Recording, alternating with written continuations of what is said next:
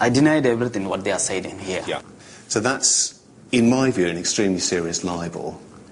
The Sun's repetition of the Mail's story online makes the damage to Parameswaran much greater in William Bennett's eyes. There had been some people who'd read the Daily Mail article, then read the Sun article and say, oh look, the Metropolitan Police have told the Daily Mail and told the Sun that he was eating cheeseburgers. Right, yeah. So people were reading both articles, and I suspect many members of the Tamil community would, because they're following what was happening, thinking, well, you know, Mr. Subramaniam's banged to rights on this, isn't he?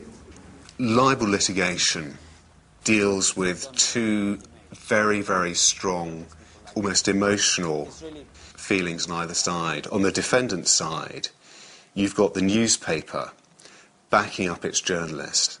It wants to uphold its freedom of speech, very reluctant to set the record straight, because on another human level it doesn't like to admit it's wrong.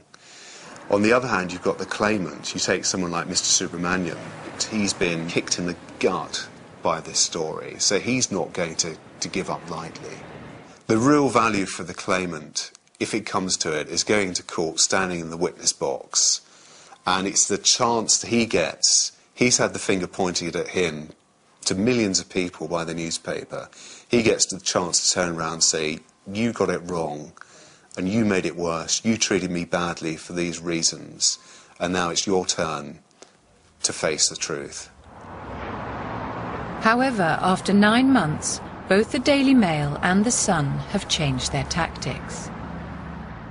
Both newspapers now have made something called an offer of amends, which means that they don't want to defend the claims. They're admitting that what they published was false. Why did it take them so long to owe up to an apology?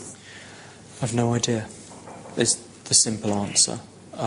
Because nothing has changed since the day we wrote to them telling them that what they were publishing was wrong and they should apologise. They are really torturing me nearly 6 months because with this article they are torturing. They are not interested in that case really. They are playing with us. You're right. And if you feel like they've treated you with contempt, that's exactly what it looks like. Both newspapers published a lie.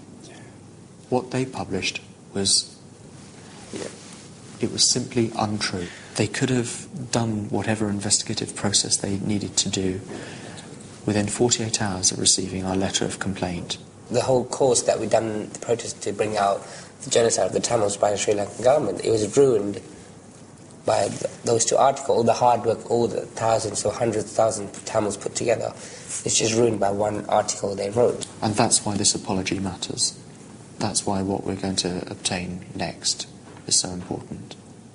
From experience, Magnus knows that there's a world of difference between a newspaper admitting they got an article wrong in a legal letter and apologising in their paper. As part of the process of the offer of amends, both newspapers are in effect signing up to paying Parameswaran's legal costs, giving him a sum by way of compensation, and agreeing to publish some sort of apology.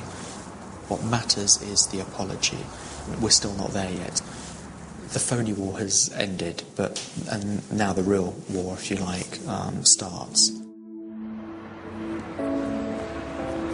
The Mail, they're offering 35,000 in compensation and a form of apology.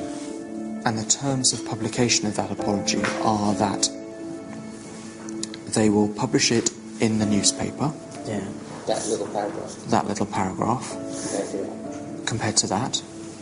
And they will publish it on the website for 24 hours. Okay, 24 hours. 24 hours. Only. And that's the wording of the apology. Only this paragraph, yeah? Yeah. Only that paragraph. So, what do you think about it? I think it's rubbish. Yeah. I think it's an insult. I think it's disgraceful. This newspaper, it has a circulation of approximately 2 million. This article was also published on the website, and that website itself has over about 2.3 million people view that website every day. So we're talking between 2 and 4 million people have seen this. So really this is not enough. It's completely hypocritical. It's nothing really. This is really not only a joke. They again destroy my name. I think the wording of that apology is revealing. In the first line, that the article only suggested that he regularly ate takeaway food. Well, this is the article, and the article suggests nothing. It asserts as fact that he ate during the hunger strike. Well, as soon as we were instructed by Parameswaran, the first thing we did was contact the superintendent who was in charge of the protest at the Metropolitan Police, who said he'd never seen Parameswaran eating, he'd never heard of anyone else seeing Parameswaran eating. The whole thing was ludicrous, according to the superintendent in charge.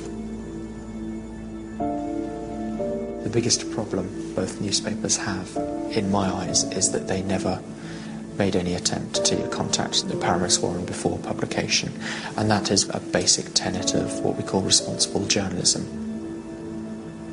So the story itself reeks of contempt. At every stage in this litigation, that contempt has been echoed. And now, in effect, expecting our client to agree to a form of wording of an apology that is completely inadequate. It takes another 4 weeks of negotiation with the papers to achieve an improvement in the wording of the apology. However, the real success is getting the papers to agree to the apology being read into the public record in the High Court. Both newspapers are participating in a public apology in court. For Parameswaran, it's always been about the apology. It's always been about that public vindication, that acknowledgement that what they published was wrong.